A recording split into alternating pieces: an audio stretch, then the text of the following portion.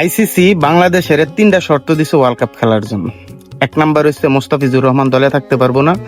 2 number হইছে বাংলাদেশে দর্শকরা তাদের জার্সি পড়তে পারবো না বা মাঠে এটা নিয়ে ঘোরাঘুরি করতে পারবো না। 3 নাম্বার হইছে বাংলাদেশের নির্বাচন, যে আগামী মাসে যে নির্বাচন, এই নির্বাচন পিছাইতে হইব।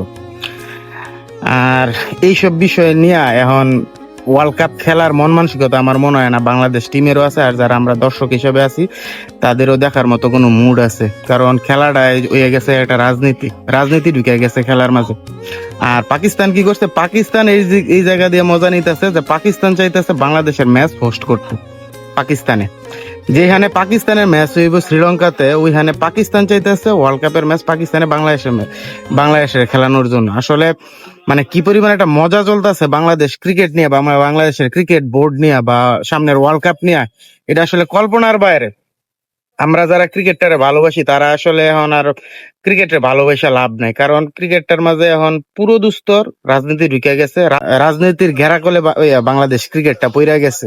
আর এটা নিচে পুরোটাই ইন্ডিয়ার ক্রেডিট। রাজনীতিতে নেওয়ার পুরো ক্রেডিটটা হচ্ছে ইন্ডিয়ার। তো দেখা যাক বাংলাদেশের ক্রিকেটের কি মানে ভাগ্যে কি আছে, আর বাংলাদেশের ওয়ার্ল্ড কাপে বাংলাদেশের কি ভাগ্য আছে, বাবা ওয়ার্ল্ড কাপ বাংলাদেশ কি খেলতে পারে নাকি।